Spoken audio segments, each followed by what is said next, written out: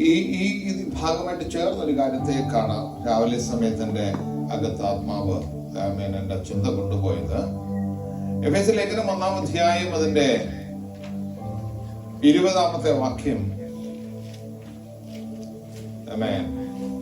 അങ്ങനെ അവൻ ക്രിസ്തുവിലും വ്യാപരിച്ച് അവനെ മരിച്ചവരുടെ ഇടയിൽ നിന്ന് ഉയർപ്പിക്കുകയും സ്വർഗ്ഗത്തിൽ തന്റെ വലത്തുഭാഗത്ത് എല്ലാ വാഴ്ചയ്ക്കും അധികാരത്തിനും ശക്തിക്കും കർത്തൃത്വത്തിനും ഈ ലോകത്തിൽ മാത്രമല്ല വരുവാനുള്ളതിലും വിളിക്കപ്പെടുന്ന സകല നാമത്തിനും അത്യന്തം മീതെ ഇരുത്തുകയും സർവവും അവന്റെ കാൽക്കീഴാക്കി വെച്ച് അവനെ സർവത്തിനും മീതെ തലയാക്കി എല്ലാറ്റിലും എല്ലാം നിറയ്ക്കുന്നവന്റെ നിറവായിരിക്കുന്ന അവന്റെ ശരീരമായ സഭയ്ക്ക് കൊടുക്കുകയും ചെയ്തിരിക്കുന്നു. അവന്റെ ശരീരമായ സഭയ്ക്ക്. ഈ വാക്യം വായിക്കുമ്പോൾ നിങ്ങൾ ഒരു കാര്യം പ്രത്യേകിച്ച് ശ്രദ്ധിച്ചോണം. യേശുക്രിസ്തുവിന്റെ ഉയർപ്പ് നടന്നതിന് ശേഷം ഉള്ള കാര്യം പറയാം. യേശുക്രിസ്തുവിന്റെ ഉയർപ്പ് നടന്നതിന് ശേഷം. അപ്പൊ അതുകൊണ്ട് തെറ്റിദ്ധരിക്കരുത്. ഇപ്പോഴും യേശു ക്രൂശെ കിടക്കാമെന്ന് ആരും ചിന്തിക്കരുത്.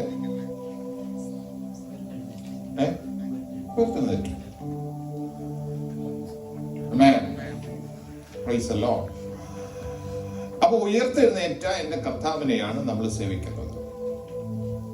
ഇനി അതിനകത്ത് വ്യക്തമായി നമ്മൾ ഗ്രഹിക്കേണ്ട കാര്യമാണ്, ഉയർത്തെഴുന്നേറ്റ കർത്താവിനെ അവന്റെ ശരീരമായ സഭയ്ക്ക് നൽകി.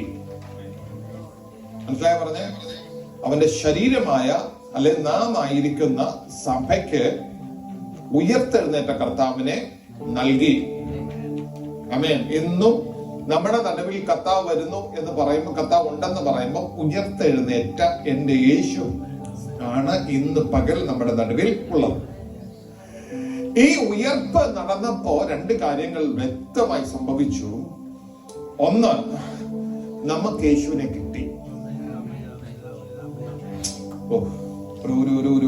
ഒരു അതിന്റെ ഒരു സന്തോഷമൊന്നും ആരുടെ മുഖത്ത് കാണുന്നില്ല. നമുക്ക് യേശുവിനെ കിട്ടി. ഉയർപ്പ് നടന്നത് കൊണ്ട് നമുക്ക് യേശുവിനെ കിട്ടി. രണ്ട്, അവൻ വാദിച്ച് അല്ലെങ്കിൽ എതിർത്ത് നിന്ന പൈശാചിക മണ്ഡലങ്ങൾ മുഴുവൻ തകർന്നടിഞ്ഞു. അവൻ അതിന്റെ മേലാണ് ജയം കൊണ്ടാടിയത്. അപ്പൊ ഇന്ന് പൗലോസ് പറയുന്നത് അവന്റെ മേൽ വ്യാപരിച്ച അതേ ആത്മാവ് തന്നെയാണ് നമ്മുടെ മേലും വ്യാപരിക്കുന്നു. അതിന്റെ മേളത്തെ വാക്യം പറഞ്ഞിരിക്കുന്ന വിശ്വസിക്കുന്നവർക്ക് വേണ്ടി വ്യാപരിക്കുന്ന അവന്റെ ശക്തിയുടെ അളവറ്റ വലിപ്പം ഇന്നതെന്ന് നിങ്ങൾ അറിയേണ്ടതിന് ഞാൻ പ്രാർത്ഥിക്കുന്നു. അങ്ങനെ അവൻ ക്രിസ്തുവിലും വ്യാപരിച്ചു. അവൻ മരിച്ചവരുടെ ഇടയിൽ നിങ്ങളെ ഉയർപ്പിച്ചു. അപ്പൊ ഈ യേശുവിനെ മരിച്ചവരിൽ ഉയർപ്പിക്കേണ്ടതിന് വേണ്ടി വ്യാപരിച്ച അതേ ആത്മാവാണ് നമ്മുടെ മേൽ വ്യാപരിക്കുന്നത്. അതേ ആത്മാവ്. അങ്ങനെ പറയുന്ന ചിലർക്കൊക്കെ തെറ്റ്. ചിലരിലൊക്കെ വേറെ ആത്മാവൊക്കെ ഇടയ്ക്ക് വ്യാപരിച്ച്.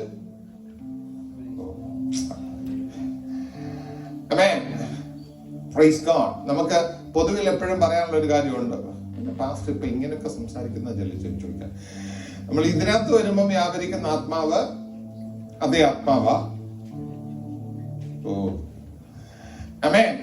Price God. ഹല്ലേലൂയ. ഞാൻ ആ ഭാഗത്തേക്ക് നിൽക്കുകയല്ല. ശക്തമായി യേശുവിന്റെ മേൽ ആത്മാ വ്യാപരിച്ചപ്പോ യേശു ആയതുകൊണ്ട് ഉയർത്തെഴുന്നേറ്റതല്ല, ആത്മാവ് അതിന് വേണ്ടുന്ന രീതിയിൽ വ്യാപരിച്ചു. ഞാൻ പറയുന്ന വാക്കൊന്നുകൂടെ ശ്രദ്ധിച്ചോണേ. യേശു ആയതുകൊണ്ട് ഉയർത്തെഴുന്നേറ്റൊന്നല്ല, യേശു ആയിരുന്നത് കൊണ്ട് ആ പവർ അത്രയും കട്ടിയായിട്ട് വ്യാപരിച്ചു. മനസ്സിലാക്കാനാ ഞാൻ ആ വാക്ക് ഉപയോഗിച്ച കട്ടിയായിട്ട്. അത്ര മാത്രം പവർ വ്യാപരിച്ചു. അങ്ങനെയാണ് ഒരു കാര്യം വിശ്വസിക്കാൻ കഴിയും. ഒരു ലെവലിനപ്പുറത്തോട്ട് ആത്മശക്തിയുടെ പവർ വ്യാപരിച്ചാണ്. ആമേൻ. മരിച്ചതും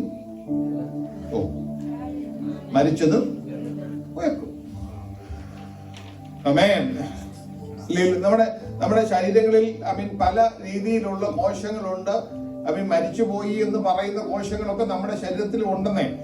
ഇതൊക്കെ ഉയർത്തെഴുന്നേൽക്കാൻ നിശ്ചയമായിട്ടും പറ്റും. എന്ത്? ഈ ശക്തി വ്യാപരിച്ചാൽ. ആമേൻ. ഇനി വേറൊന്ന്, ഇത് വ്യാപരിച്ചപ്പോ വേറൊരാള് വന്നിട്ട് യേശുവിനെ സഹായിക്കാനായിട്ട് നിന്നില്ല. ആത്മാവെ സഹായിച്ചുള്ളൂ, ആത്മാവെ കൂടെ നിന്നുള്ളൂ, ആത്മാവെ അവന്റെ മേൽ വ്യാപരിച്ചുള്ളൂ. പക്ഷെ അന്നേരം ഈ പറയുന്ന പൈശാചിക മണ്ഡലങ്ങളുടെ എല്ലാം അടിസ്ഥാനങ്ങൾ വരെ തകർന്നു അല്ലെ. ക്രൂശിൽ അവയുടെ മേൽ ജയോത്സവം കൊണ്ടാടി. ഹല്ലേലൂയ. അവനെ പരസ്യ കാഴ്ചയാക്കി കളഞ്ഞു. ഹല്ലേലൂയ. അപ്പൊ ഈ ശക്തി വ്യാപരിക്കുകയാണെങ്കിൽ പിന്നെ പാസ്റ്റർ വരണമെന്നില്ല അവിടെ. ആമേൻ. പ്രശ്നത്തെ തകർക്കാനായിട്ട് അല്ലെ വിഷയത്തെ തകർക്കാൻ വേണ്ടി പ്രാർത്ഥിക്കുന്ന രണ്ടുപേരെ കൂടെ വിളിക്കണമെന്നില്ല. നിന്റെ മേൽ ഈ ശക്തി വ്യാപരിച്ചാൽ നിശ്ചയമായിട്ടും ഉടയേണ്ട മണ്ഡലങ്ങൾ ഉടയും, പകരേണ്ടത് തകരും. ആമേൻ.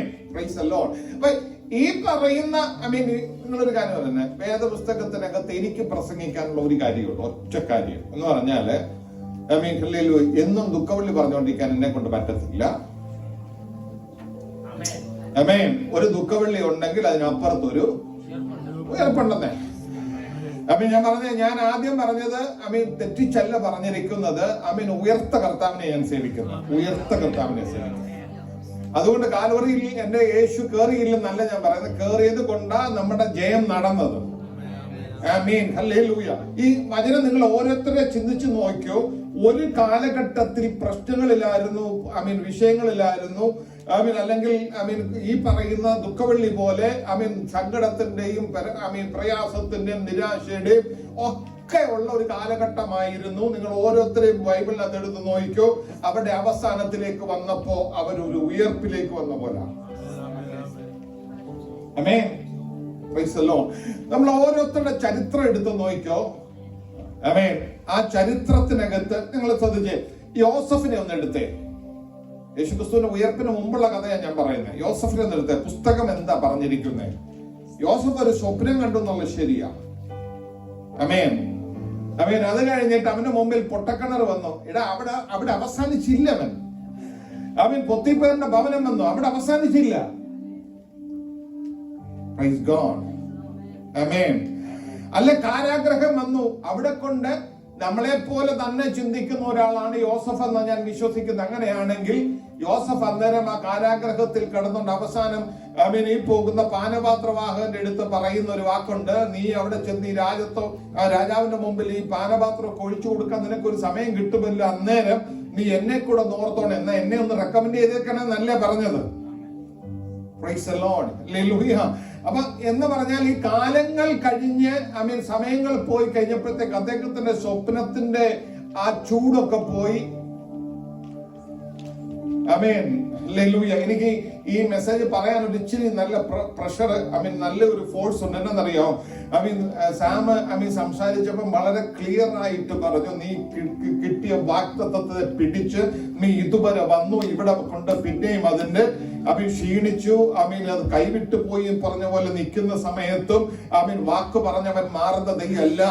യോസഫിനോട് ചോദിച്ചാൽ യോസഫ് പറയും, സ്വപ്നം തന്ന ദൈവം മാറുന്ന ദൈവം അല്ല. സ്വപ്നം നിന്റെ ഉള്ളിൽ എന്ത് തന്നെയാ ഇന്ന് പകലത്തെ ചിന്തയെങ്കിലും സാഹചര്യം എന്തായാലും ഇന്ന് പകൽ എനിക്കൊരു കാര്യം ഉറപ്പിച്ചു പറയാനുണ്ട്. കാരാഗ്രഹം കൊണ്ട് നിന്നെ അവസാനിപ്പിക്കത്തില്ല. ഇപ്പുറത്ത് നിന്റെ എതിരെ നിൽക്കുന്ന സഹോദരന്മാർ വന്നാലും അവിടെ കൊണ്ട് നീ അവസാനിക്കത്തില്ല. ഹല്ലേലൂയ. നിന്നെ തകർത്ത് കളയാൻ വേണ്ടി ഒരു സ്ത്രീശക്തി എഴുന്നേറ്റ് വന്നാലും അവിടെ കൊണ്ട് നീ തകരത്തില്ല. നിന്നെ കുറിച്ച് ദൈവത്തിന്റെ പദ്ധതിയുണ്ടോ, ദൈവത്തിന്റെ പ്ലാൻ ഉണ്ടോ, നിശ്ചയമായിട്ടും നിന്നെ മേൽ വ്യാപരിക്കുന്ന ശക്തി ആ ഉയർപ്പിലേക്ക് നിന്നെ കൊണ്ടുവരും. ഉയർപ്പിലേക്ക് കൊണ്ടുവരുമെന്ന് പറഞ്ഞാൽ നിന്റെ അകത്ത് വ്യാപരിക്കുന്ന ദൈവശക്തി. വചനം ഇങ്ങനെ പറയുന്നത്, എന്നാൽ നാം ചോദിക്കുന്നതിലും നനയ്ക്കുന്നതിലും അത്യന്തം പരമായി നമ്മിൽ വ്യാപരിക്കുന്ന ശക്തിയാൽ ചെയ്യാൻ കഴിയുന്നവൻ. ചോദിച്ചത് എന്തുമായിക്കോട്ടെ, അവൻ നനച്ചതെന്തുമായിക്കോട്ടെ, നമ്മിൽ വ്യാപരിക്കുന്ന ശക്തിയാൽ അതിനേക്കാൾ കൂടുതൽ ചെയ്യാൻ കഴിയുന്ന ഒരു ദൈവത്തെയാണ് നാം സേവിക്കുന്നത്. അതുകൊണ്ടൊരു കാര്യം ഞാൻ പറയാം, ഒരിക്കലും താഴോട്ടുള്ള കാര്യങ്ങൾ പ്രതീക്ഷിക്കരുത്. അതല്ല നിന്റെ പ്രത്യാശ. ഞാൻ പറയാം, എന്റെ യേശു ഉയർത്തില്ലായിരുന്നുവെങ്കിൽ എന്റെ പ്രസംഗം വെറുതെയാണ്, അല്ലേ? എന്റെ യേശു ഉയർത്തില്ലായിരുന്നെങ്കിൽ എന്റെ പ്രത്യാശ വെറുതെയാണ്. എന്റെ പ്രതീക്ഷകൾ വെറുതെയാ. Amen. Hallelujah. Praise the Lord. Hallelujah. അവൻ കഴിഞ്ഞ ദിവസം ഒരു ഫാമിലി എന്നെ കോണ്ടാക്ട് ചെയ്തു. അവൻ പ്രാർത്ഥനയ്ക്ക് വേണ്ടി ആവശ്യപ്പെട്ടതാ. ആമേൻ. അവർക്ക് വേണ്ടി പ്രാർത്ഥിക്കാൻ ഹല്ലേലൂയ ഒരു സമയം ഒരുക്കി. Praise the Lord. ആമേൻ. വേറൊരു വിഭാഗത്തിൽപ്പെട്ട ആൾക്കാരാ. ആമേൻ. അവരുടെ പ്രശ്നം സാമ്പത്തിക വിഷയത്തിന്റെ മേലുള്ള ഒരു പ്രശ്നമാണ്. ആമേൻ. അവരുമായിട്ട് സംസാരിച്ച് അവർക്ക് നമ്മൾ ആ മെസ്സേജ് കൊടുക്കുമ്പോൾ, അവരോട് നമ്മൾ പറയുമ്പോൾ നമുക്ക് പറഞ്ഞു കൊടുക്കാൻ ഒറ്റ കാര്യമുള്ളൂ. ഉയർത്തെഴുന്നേറ്റ് ജീവിക്കുന്ന ഒരു യേശുവുണ്ട്. ആ യേശുവിനെ പിൻപറ്റിയത് കൊണ്ട് 87 ലക്ഷം രൂപ കടത്തിൽ നിന്ന് പുറത്തു വന്നാണ് ഞാൻ. ആമേൻ. ഹല്ലേലൂയ. യേശുവിനെ പിൻപറ്റാൻ നിങ്ങൾ തയ്യാറാണെങ്കിൽ അവർക്ക് ഞാൻ വാചകങ്ങൾ പറഞ്ഞു കൊടുത്തു. ഈ ഒരു ദിവസം ഹല്ലേലൂയ എനിക്ക് സന്തോഷമുണ്ട്. യേശുവിനെ സ്വീകരിക്കാൻ 2 പേർ മുന്നോട്ട് വന്നിരുന്നു. ഹല്ലേലൂയ. അവർ യേശുവിനെ സ്വീകരിച്ചു. ഹല്ലേലൂയ. അവർക്ക് വേണ്ടി പ്രാർത്ഥിച്ചതിന് ശേഷം ഞാൻ ചോദിച്ചു, എത്ര രൂപ കടമുണ്ട്? അവർ പറഞ്ഞു 5 ലക്ഷം രൂപ.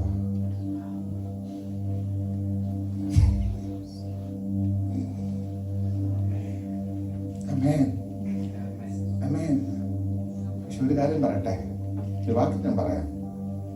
അവൻ 5 മതി ജീവിതം അവസാനിപ്പിക്കാൻ തുടങ്ങുമായിരുന്നു. വല്ലതും പിടി കിട്ടിയോ? 5 മതി ജീവിതം അവസാനിപ്പിക്കാൻ തുടങ്ങുക. ഇന്ന് പകൽ ഞാനൊരു കാര്യം പറയാം. ഒരു വീട്ടിൽ പ്രാർത്ഥനയിലിരുന്ന ഒരു ദൈവദാസൻ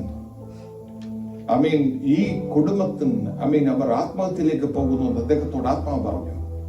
അദ്ദേഹം നടന്ന് ആ വീട്ടിൽ ചെന്നു. അവരോട് സംസാരിച്ചിട്ട് പറഞ്ഞു, നിങ്ങൾക്ക് വേണ്ടി പ്രാർത്ഥിക്കാൻ പറ്റിയ ഒരാളുണ്ട്. അങ്ങനെ എന്നെ വിളിച്ചത് നാട്ടിൽ നിന്നാണ്. പറഞ്ഞൊരു കാര്യം,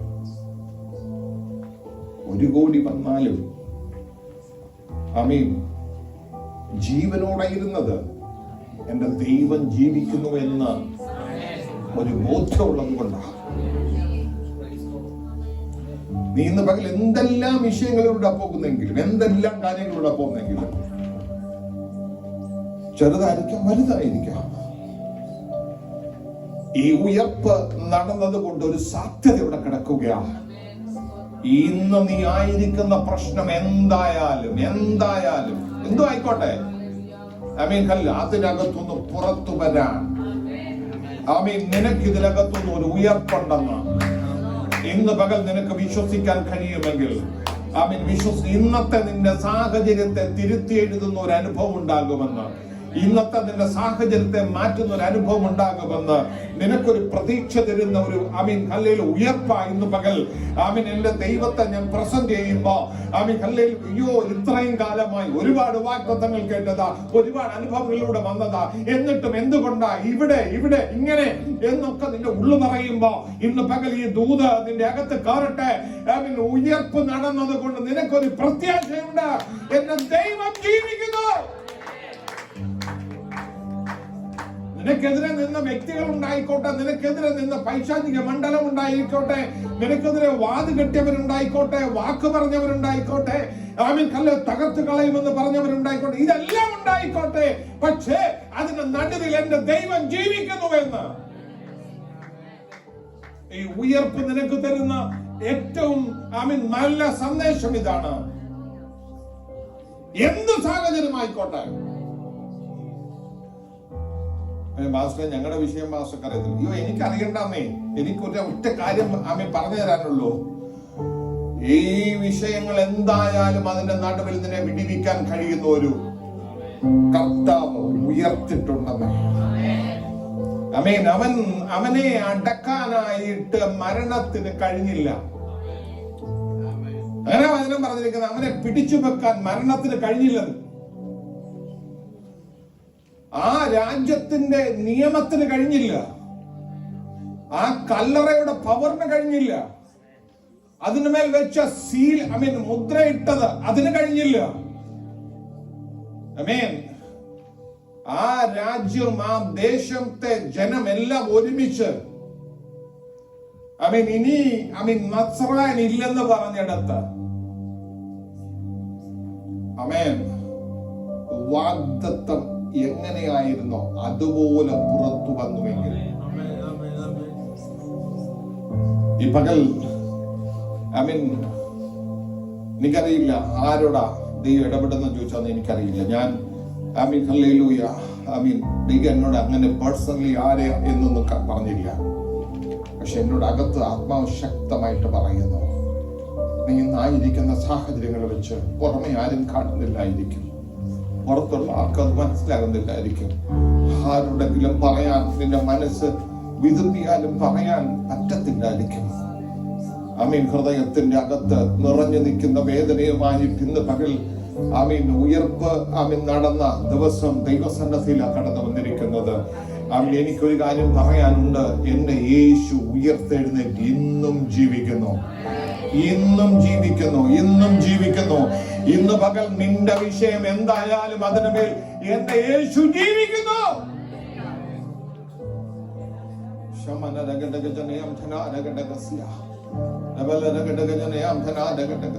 ആരെ കൊണ്ട് നിന്നെ സഹായിക്കാൻ കഴിയുന്നില്ല നിനക്ക് തോന്നിയേക്കാം, ആരും നിന്നെ സഹായിക്കാൻ ഇല്ലെന്ന് നിനക്ക് തോന്നിയേക്കാം. പക്ഷെ എനിക്കൊരാളെ കാണിച്ചു തരാനുണ്ട്. ഇന്ന് ഉയർത്തെഴുന്നേറ്റ് ജീവിക്കുന്ന ഒരു കർത്താവ്.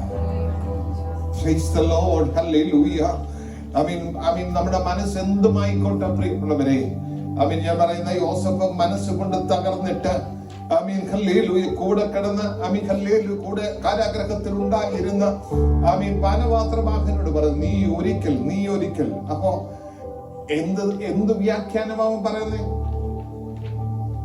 ശ്രദ്ധിച്ചോ? ഈ പറയുന്ന പാനപാത്രവാഹൻ കണ്ട സ്വപ്നത്തിന് യാഥാർത്ഥ്യം ഉണ്ടെന്ന് യോസഫിന് അറിയാം. ആ സ്വപ്നം വ്യാഖ്യാനിച്ചു കൊടുക്കുമ്പോ അവന്റെ ഉള്ളിൽ അവൻ കണ്ട സ്വപ്നത്തെ അവൻ ഇട്ടുകളഞ്ഞു. പറഞ്ഞൊക്കെ മനസ്സിലാകുന്ന വിചാരിക്കും. മറ്റു പലരോടും നമുക്ക് യേശു ജീവിക്കുന്നെന്ന് പറയാൻ, നിന്റെ പ്രശ്നത്തിന് യേശു സഹായിക്കുമെന്ന് പറയാൻ നിനക്ക് മടിയില്ല. പക്ഷെ അവരുടെ വിഷയത്തെ യോസഫ് വളരെ വളരെ കൂളായിട്ട് അവന്റെ സ്വപ്നം വ്യാഖ്യാനിച്ചു കൊടുക്കുന്നത്. അങ്ങനെയാണ് യോസഫിന്റെ സ്വപ്നം വ്യാഖ്യാനിച്ചിട്ടില്ലേ? അവനത് അറിയത്തില്ലായിരുന്നു.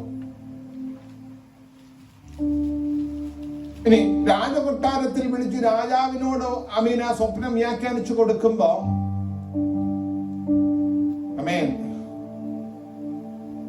നമ്മളെ പോലെ ഇതാണോ അതാണോ, ഇത് ദൈവം പറഞ്ഞതാണോ അല്ലയോ, ദൈവം പറഞ്ഞതാണെ അങ്ങനെ ആയിരിക്കുമോ, ഇങ്ങനെ ഒരു സംശയമില്ല. വളരെ കൂളായിട്ടാ രാജാവിനോട് പറയുന്നേ, 7 കൊല്ലം നല്ല കാലം വരുന്നു, 7 കൊല്ലം ക്ഷാമം വരുന്നു. കണ്ട സ്വപ്നത്തെ വ്യാഖ്യാനിക്കാൻ അവന്റെ മേൽ വ്യാഖ്യാനാത്മാവിനെ ദൈവം കൊടുത്തിരുന്നെങ്കിൽ അവന്റെ സ്വപ്നത്തെ വ്യാഖ്യാനിക്കാൻ പറ്റില്ലായിരുന്നോ? യെസ്. പക്ഷെ ഞാൻ വിചാരിക്കുന്ന ഈ കാരാഗ്രഹത്തിൽ കടന്നപ്പോ യോസഫ് ചിന്തിച്ചു കാണും, ഞാൻ പറഞ്ഞ പലരും വിടുവിക്കപ്പെട്ടിട്ടുണ്ട്. അങ്ങനല്ലേ? നമ്മൾ പറയുന്ന പലരും വിടുവിക്കപ്പെട്ടിട്ടുണ്ട്. പക്ഷെ നമ്മൾ ഇന്നും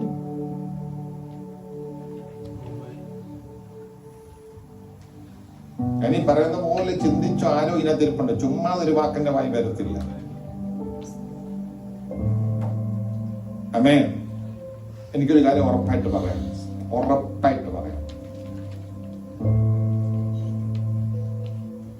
ഇതൊന്നും ഞാൻ ചിന്തിച്ചോണ്ടല്ലേ ഇവിടെ വന്ന് നിന്നത്.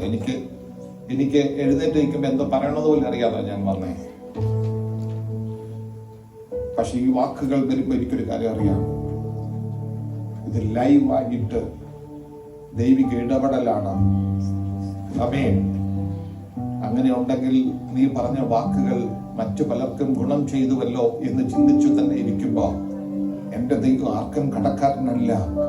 നിന്നോട് പറഞ്ഞ വാഗ്ദത്തത്തിനും നിന്നോട് പറഞ്ഞ ഇടപെടലുകൾക്കും ദൈവിക സ്വപ്നങ്ങൾക്കും എല്ലാം അതിൻ്റെതായിട്ടുള്ള സമയത്ത് അതിന്റെ പൂർത്തീകരണം വരുമെന്ന് ഇന്ന് പകൽ വിശ്വസിക്കാൻ തയ്യാറാവണം. ഈ പകൽക്കാലം അങ്ങനെ ദൈവകരത്തിലേക്ക് ഏൽപ്പിച്ചു കൊടുക്കണം. നിശ്ചയം നിന്റെ ജീവിതത്തിൽ സംഭവിച്ചിരിക്കും. തകർന്നു പോകാൻ സ്വർഗം അനുവദിക്കത്തില്ലെന്നേ. ഈ പോകുന്ന പാതയിൽ ഉണ്ടായ ചില പ്രശ്നങ്ങളൊക്കെ കണ്ടിട്ട് ഇവിടെ കൊണ്ട് അവസാനിച്ചു എന്ന് ഇതെല്ലാം വെറും നിങ്ങളറിയാമോ?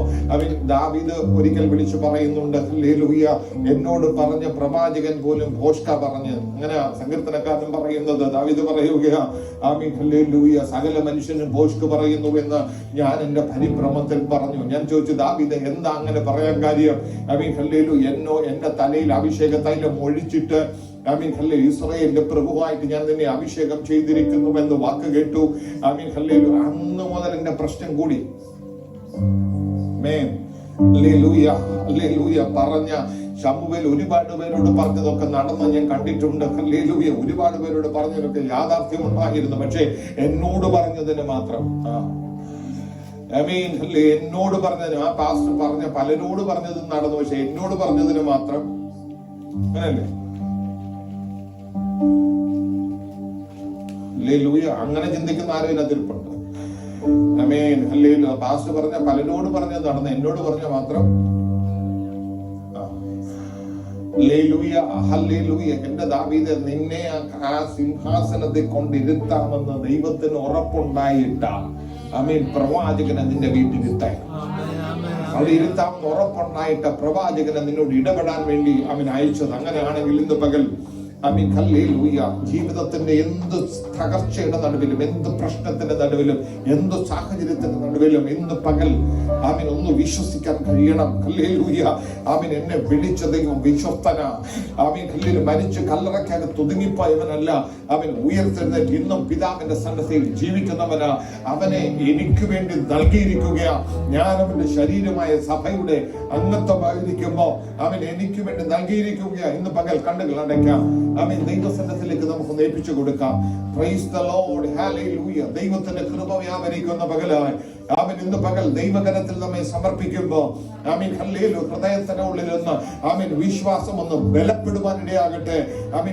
ഒന്ന് ഉറപ്പോടെ നിൽക്കാൻ യേശു ഉയർത്ത് ജീവിക്കുന്നു എന്ന് പറയുമ്പോ വെറും വാക്കുകളിൽ ഒതുങ്ങുന്ന കാര്യമല്ല. അവന്റെ ഉയർപ്പ് നിന്റെ അനുഭവമാകട്ടെ. ആത്മാവ് അവന്റെ മേൽ വ്യാപരിച്ചപ്പോൾ അവൻ ഉയർത്തെങ്കിൽ ഇന്ന് പകൽ നിന്റെ മേൽ വ്യാപരിക്കുന്ന അതേ ആത്മാവാ നിനക്കും ഇന്നത്തെ സാഹചര്യത്തിൽ നിന്നൊരു മാറ്റമുണ്ടെന്ന് ഈ പകൽ വിശ്വസിക്കുക. ദൈവസന്നദ്ധത്തിലേക്ക് ഉദ്ദേശിച്ചു കൊടുക്കുക. ഹൃദയത്തെ ദൈവസന്നദ്ധം സമർപ്പിച്ചേ. പരിശുദ്ധ പിതാവേ, അവിടുത്തെ പുത്രനിലൂടെ നിങ്ങളെ സ്നേഹിച്ചതിനായി സ്തോത്രം. ആ കലത്തിലേക്ക് ഞങ്ങളെ സമർപ്പിക്കുന്നു. അവിടുന്ന് ഞങ്ങളുടെ നടുവിൽ വന്നല്ലപ്പാ, നീ ഉയർത്തെഴുന്നേറ്റത് കൊണ്ട് അനേകം ശിഷ്യന്മാർക്ക് പ്രത്യക്ഷനായി. സ്വർഗത്തിൽ എന്നേക്കും സ്ഥിരമായിരിക്കുന്ന ഒരു ഇരിപ്പിടത്തിലേക്ക് ഇരുന്ന് സഭയുടെ മേൽ സകലത്തിനു മേലും അധികാരത്തോടെ ആയിരിക്കുവാൻ ഇന്ന് പകലും എന്നെ കർത്താവുള്ളതിനായി സ്തോത്രം. അവിടുത്തെ കരത്തിലേക്ക് ഏൽപ്പിച്ച് പ്രാർത്ഥിക്കുന്ന പകൽ ഈ വാക്കുകൾ വിശ്വസിച്ച ഏതൊരാളുടെയും ശരീരത്തിന്മേൽ ഒരു വിടുതൽ സംഭവിക്കട്ടെ. ചില രോഗശക്തികൾ അഴിഞ്ഞു പോകട്ടെ. പിശാചിന്റെ പ്രവൃത്തികളെ അഴിപ്പാൻ ദൈവപുത്രൻ പ്രത്യക്ഷനായെങ്കിൽ ഇന്ന് പകൽ അങ്ങയുടെ ഉയർപ്പിനാൽ സംഭവിക്കേണ്ട ചില ബന്ധനങ്ങൾ പൊട്ടട്ടെ. ചിലത് അടിസ്ഥാനമായി പൊട്ടിമാറട്ടെ. ഉടയേണ്ട ചില മണ്ഡലങ്ങൾ ഉടയട്ടെ. ഒതുക്കി വെച്ച കല്ലറകളൊക്കെ പൊളിയട്ടെ. യേശുവിന്റെ നാമത്തിൽ വ്യക്തിപരമായി ചിലതിനെ പുറത്തു വരാൻ കഴിയാതെ ഒതുക്കിയതൊക്കെ ഇന്ന് പകൽ ഉടഞ്ഞു മാറട്ടെ. യേശുവിന്റെ നാമത്തിൽ അതിനു വേണ്ടി ദൈവപ്രവൃത്തിക്കായിട്ട് അവിടുത്തെ കരത്തിലേക്ക് ഞങ്ങൾ സകലത്തെ ഏൽപ്പിക്കുകയാണ്. അവരൊരു ദൈവപ്രവൃത്തി നടക്കട്ടെ, ദൈവപ്രവൃത്തി നടക്കട്ടെ. ശാരീരിക മണ്ഡലങ്ങൾ, മാനസിക തലങ്ങൾ, ആത്മതലങ്ങൾ ഇന്ന് പകൽ ഒരു വിടുതൽ ചലിക്കട്ടെ. യേശുവിന്റെ നാമത്തിൽ സംഭവിക്കട്ടെ.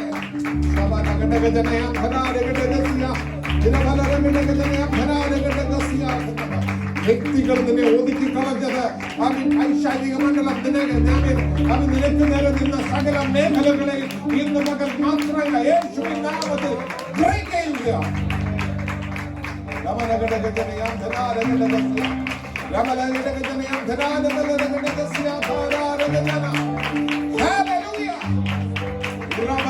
നന്മകൾ പ്രാപിക്കാൻ കഴിയാതെ വണ്ണം, നന്മകൾ കയ്യിലെത്താൻ കഴിയാതെ വണ്ണം, വാഗ്ദത്തത്തിലെത്താൻ കഴിയാതെ വണ്ണം നിൽക്കുന്നത് ഉടഞ്ഞു പോകട്ടെ. ദൈവപ്രവൃത്തി വെളിപ്പെടട്ടെ. സ്വർഗ്ഗം ചെയ്യുന്നതിനായി നന്ദി പറയുന്നു കർത്താവേ. മുഴുവൻ മഹത്വങ്ങൾ അങ്ങേക്ക് തരുന്നു യേശുവിൻ നാമത്തിൽ തന്നെ.